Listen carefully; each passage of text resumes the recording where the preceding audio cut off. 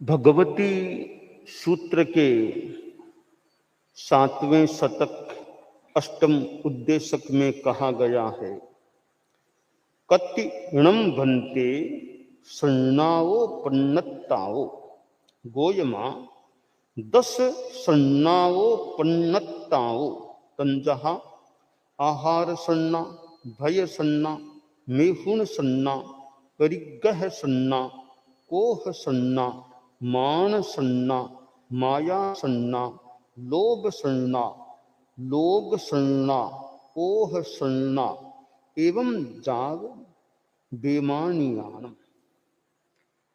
प्रश्न किया गया, भन्ते कितनी संज्ञाएं प्रज्ञप्त हैं?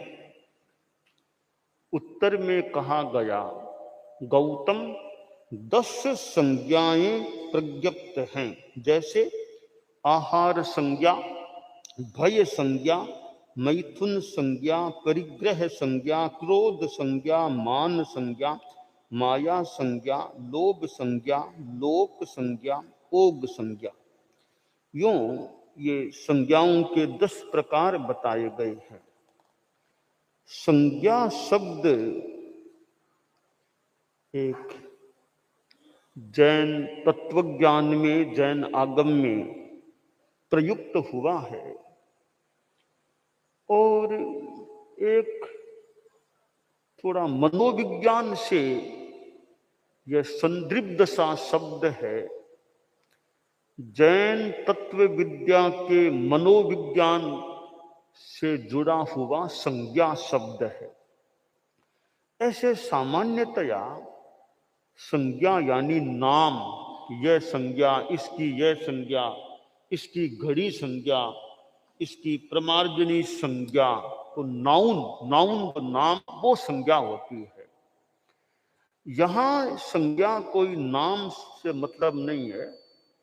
यहां एक संज्ञा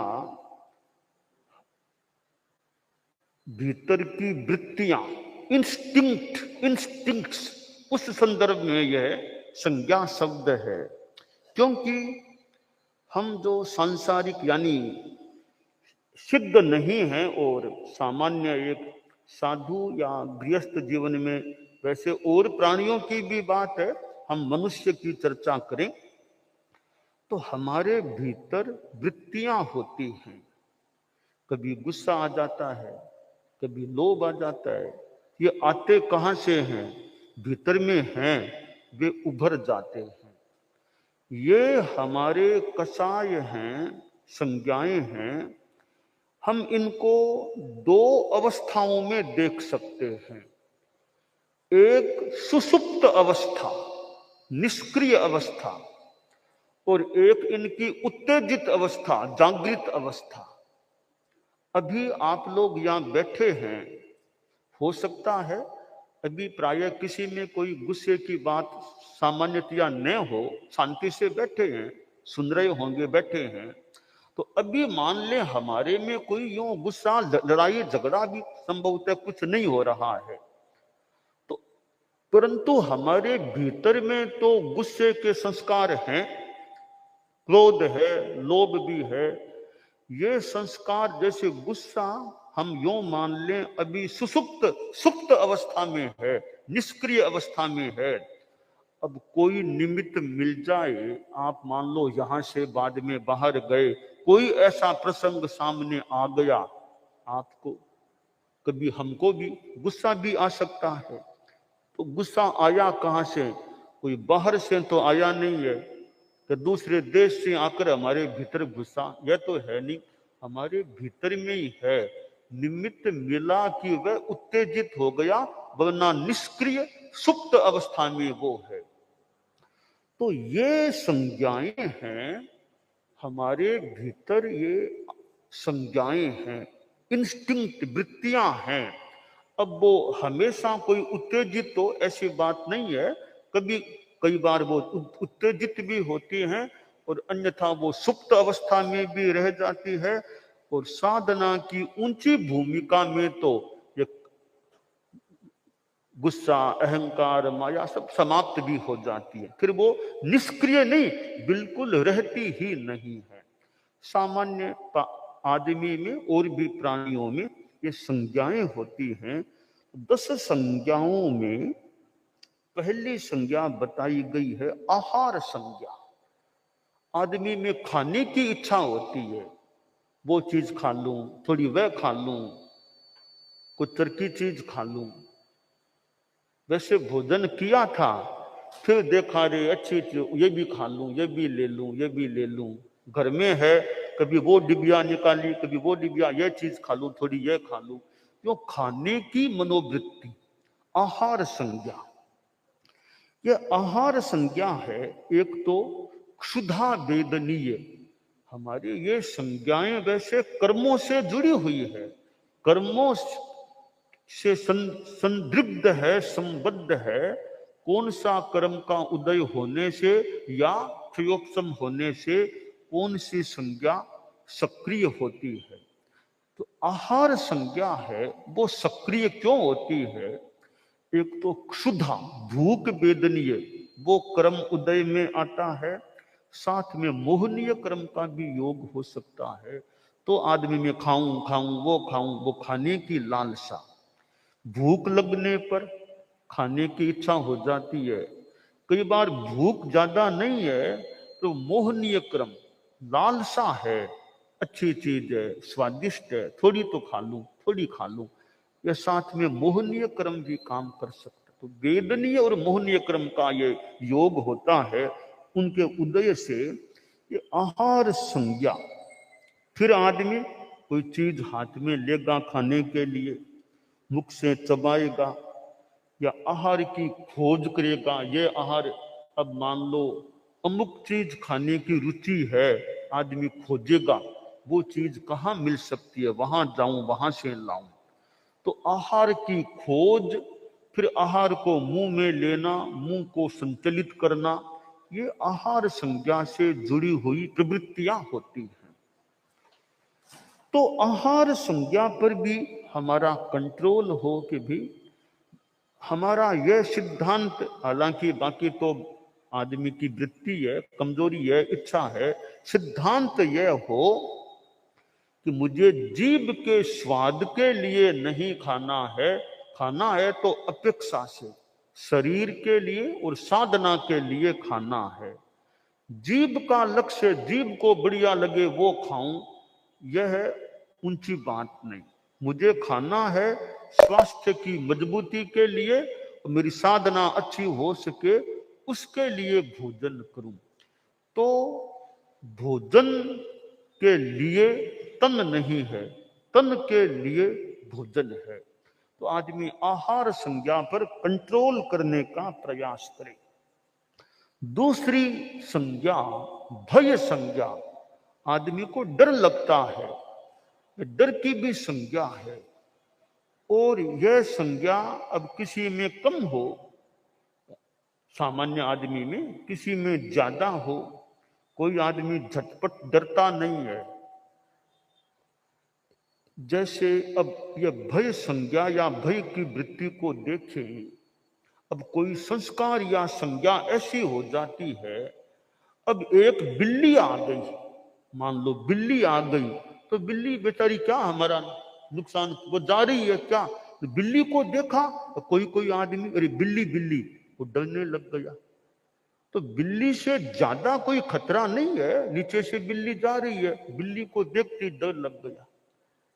ये कोई भय संज्ञा प्राणी के साथ जुड़ गई। वो प्राणी आया कि भय लगने, एक चूहा आ गया। अब चूहा कौन सा हमारा क्या कर देगा, चूहा आ गया। अब चूहे को देखा डरने लगे, चूहा चूहा, आदमी ओल के चला जाएगा, चूहा आ गया चूहा। ये क्या है, भय कोई संज्ञा बैठ गई कि चूहे से डर लगता है। तो ये अनेक रूपों में भय संज्ञा, जिनसे ज्यादा खतरा नहीं है उनसे भी आदमी डर जाए। कुत्ते से डर गया तो यूं यह भय संज्ञा। अंधेरा हुआ, लाइट गई, अंधेर घुप हुआ, आदमी बच्चा अरे अंधेरा, डरने लग गया, यह भय संज्ञा है।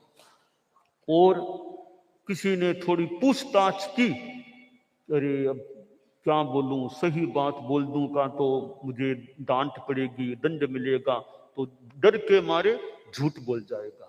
ये भय संज्ञा हो गई। तो ये भय संज्ञा है, ये एक मोहनीय कर्म का ही एक अंग है। भय मोहनीय कर्म का उदय होता है तो आदमी में भय संज्ञा जागती है, दृष्टि उद्भ्रांत हो जाती है, वचन लड़खड़ाने लगता है। भयभीत आदमी की वाणी लड़खड़ाने, स्खलित सी हो सकती है, रोमांचवादी होते हैं।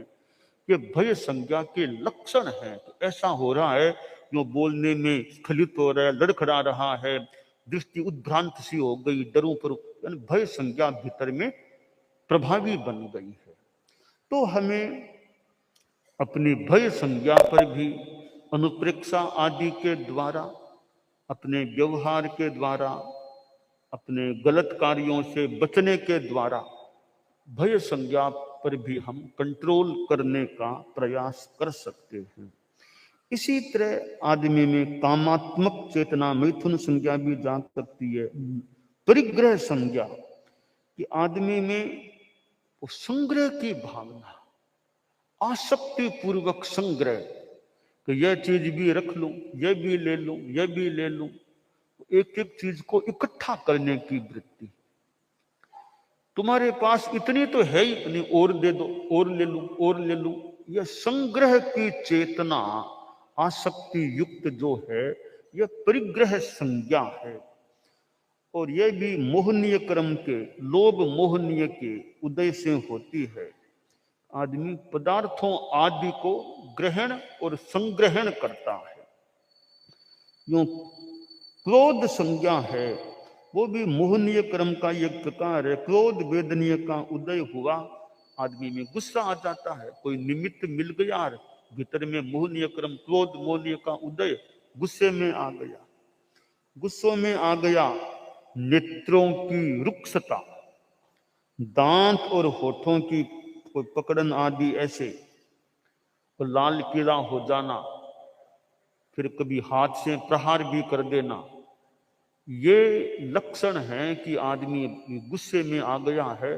तब ऐसे जोर से एकदम बोलता है, आंखें ऐसी हो गई है, भ्रिकुटी ऐसे तन गई है। तो ये मोहनीय कर्म के ही क्रोध वेदनीय के उदय से यह क्रोध संज्ञा प्रभावी बन जाती है। अब मान संज्ञा, मान मोहनीय, मान वेदनीय का उदय हुआ, आदमी अहंकार की भाषा बोलेगा, अहंकार के रूप में अकड़न रखेगा, यह भी मान संज्ञा हो गई। और माया संज्ञा, यह माया वेदनीय जो मोहनीय कर्म का अंग है, वो उदय में आएगी। आदमी माया करेगा, छिपाने का प्रयास करता है, मिथ्या बोल जाता है। तो यह माया संज्ञा का प्रयोग है। माया, मृषा, लुकाव छिपाव, पूछताछ की तो बात को टेढ़ा मेढ़ा तोड़ मरोड़ करके बोलेगा, छिपा लेगा, गलत बोल देगा। ये माया संज्ञा से माया की वृत्ति प्रबल हो जाती है, उत्तेजित हो जाती है। लोभ संज्ञा है, वो उसमें वो लोभ वेदनीय का उदय है, लोभ की भावना रहती है पदार्थों की, वो संग्रह की ओर की। ये 8 संज्ञाएं हैं। ये एक इमोशन के रूप में है, संवेग के रूप में है। और इन 8 को ही कमजोर करने का, छोड़ने का साधक को हमें प्रयास भी यथोचित करना चाहिए। अब 2 संज्ञाएं और बताई हैं, लोक संज्ञा और ओग संज्ञा। यह ज्ञान से संबंधित है, यह ज्ञानावरणीय के क्षयोपम से होने वाली जो अच्छी है। ये 8 हैं, वो तो एक तरह से त्याज्य रूप में संज्ञाएं हो गई।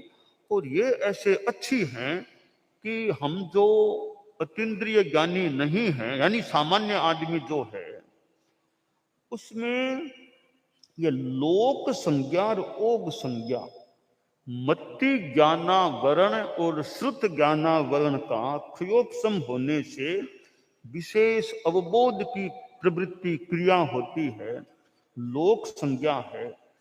और ओग संज्ञा है मति ज्ञानावरण और श्रुत ज्ञानावरण के क्षयोपम से सामान्य अवबोध की क्रिया होती है, तो ओग संज्ञा बताई गई है। और यह जो संज्ञा है वो 8 संज्ञा है पहले वाली, वो भी एक हमारी चेतना की स्थिति है। इस चेतना की स्थिति में कर्मों का मानो बहुत बड़ा योगदान है। सबसे ज्यादा मोहनीय कर्म का योगदान है। 7 संज्ञाओं में तो मोहनीय कर्म का प्राबल्य है। भय संज्ञा, मैथुन संज्ञा, त्रिग्रह संज्ञा, क्रोध संज्ञा, मान संज्ञा, माया संज्ञा, लोभ संज्ञा, इन 7 में तो मोहनीय कर्म का प्रभाव। आहार संज्ञा में वेदनीय का भी प्रभाव है। लोक और ओग संज्ञा में यह ज्ञानावरणीय कर्म का क्षयोपम होता है। वो अच्छी ज्ञानात्मक संज्ञाएं हैं।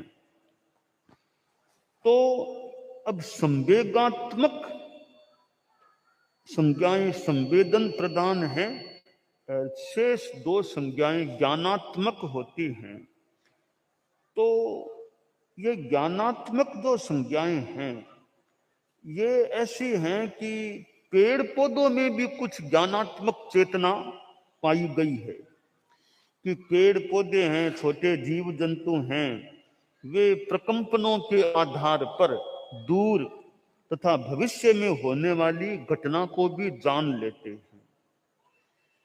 और कई लोक परंपरा अथवा वंश परंपरा से भी हो जाती है संज्ञा, लोक संज्ञा है कि ऐसे पंचेंद्रिय प्राणी हैं, उनमें तो ये संज्ञाएं स्पष्ट रूप में दिखाई देती है पंचेंद्रिय प्राणियों में। फोन पे पर 70 रुपए मिले। इंद्रिय स्थावर प्राणी हैं, एक इंद्रिय हैं, इनमें वो कर्मों का उदय उस रूप में होता है। वर्तमान युग में वैज्ञानिकों ने यंत्रों के माध्यम से पेड़ पौधों में भी इन संज्ञाओं का अध्ययन किया है, जाना है कि एक इंद्रिय जीवों में, पेड़ पौधों में भी संज्ञाएं हैं। उनमें भय संज्ञा, ये डरने लग गई, उनमें भी संज्ञाओं को यंत्रों से देखने का प्रयास किया गया है।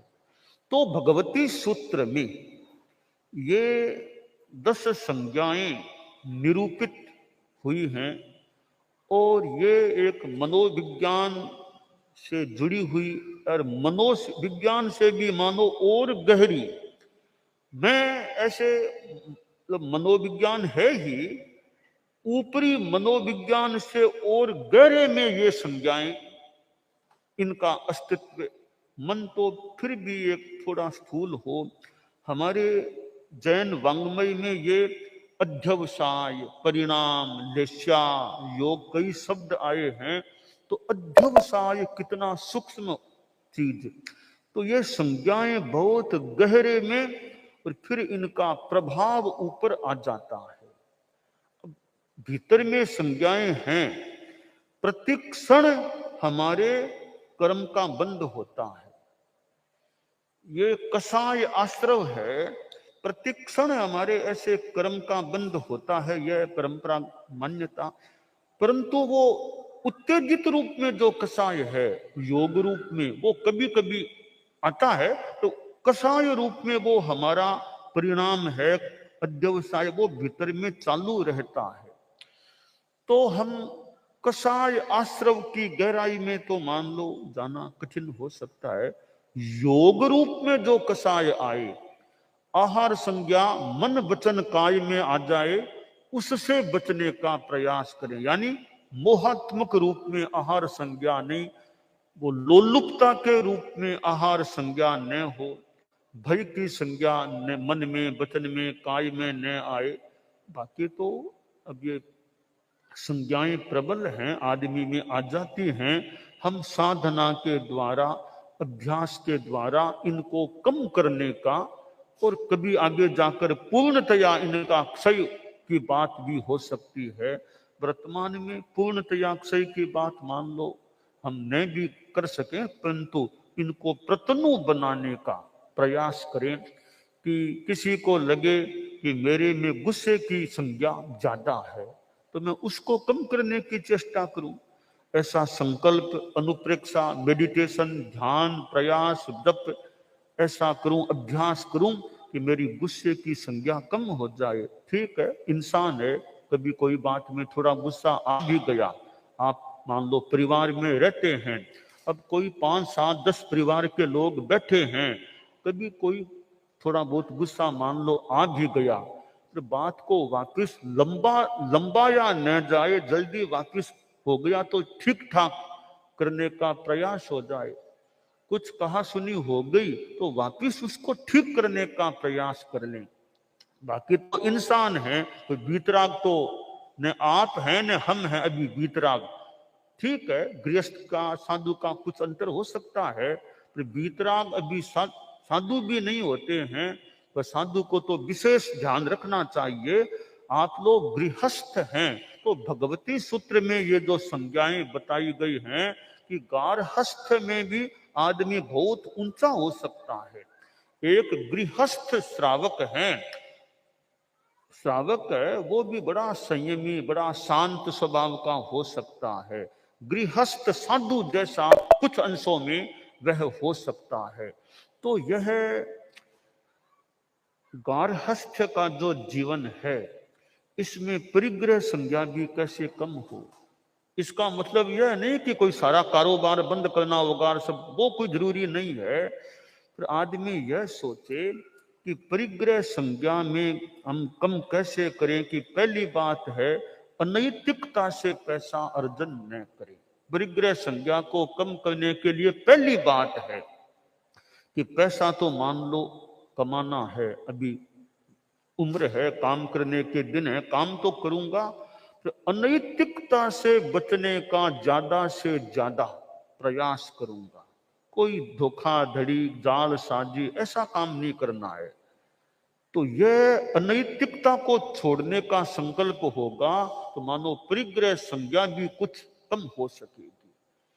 अब नैतिकता के तरीके से मान लो अर्थ का अर्जन हो रहा है, ठीक है, आदमी का भाग्य का भी योग और पुरुषार्थ हो, आदमी खूब कमाई कर सकता है, तो कमाई हो रही है। अब पहली बात तो हो गई अनैतिकता से अर्थार्जन करने से बचने का ज्यादा से ज्यादा प्रयास। अब दूसरी बात है कि नैतिकता के साथ जो पैसा मुझे आया मिला है, उस पैसे का मैं व्यक्तिगत भोग, विलास, व्यसन, इनमें पैसे का उपयोग करने से बचूं। यानी एक तरह से दुरुपयोग न करूं पैसे का। व्यक्तिगत में भोग, विलास, सुख, सुविधा, ऐश, आराम, इसमें ज्यादा अपने पैसे का उपयोग अनावश्यक न करूं। यानी पैसे का दुरुपयोग न हो, अनावश्यक उपयोग न करूं। तीसरी बात है कि पैसा है मेरे पास, अच्छे मकान, सब सुविधाएं हैं, तो व्यक्तिगत जीवन में मेरा अनासक्त चेतना का अभ्यास, अनासक्त रहे। चक्रवर्ती भरत कितना बड़ा महान एक भौतिकता का आदमी, चक्रवर्ती इतना बड़ा मान लो जो भी साम्राज्य, इस सब में होते हुए अनासक्ति। ठीक है, सब काम चल रहे हैं, काम करते हैं, आसक्ति नहीं, ज्यादा चेप नहीं, लगाव नहीं, अनासक्त रहना। तो आप लोग मान लो परिवार में हैं, परिवार के कई मुखिया हैं, इतनी बड़ी आपके फैक्ट्रीज, कारखाने, उद्योग धंधे, इतने इतने सैकड़ों सैकड़ों कर्मचारी आपके अधीन काम करने वाले हैं, कोई मैनेजर आपके नीचे हैं, कितने कितने लोग हैं, कितना आय व्यय, एक्सपोर्ट इंपोर्ट सारा कितना हो रहा है, कितना टर्नओवर होता है, सारा इतना है आर्थिक। इस सब के होते हुए भी अनासक्ति। ठीक है, हम सांसारिक लोग हैं, पैसा कमाई सब करते हैं, भीतर में अनासक्ति ज्यादा से ज्यादा रहे कि कमल पत्र की तरह निर्लेप, पानी में रहते हुए भी कमल पत्र निर्लिप्त है। ऐसे रहने से परिग्रह की संज्ञा कम हो सकती है।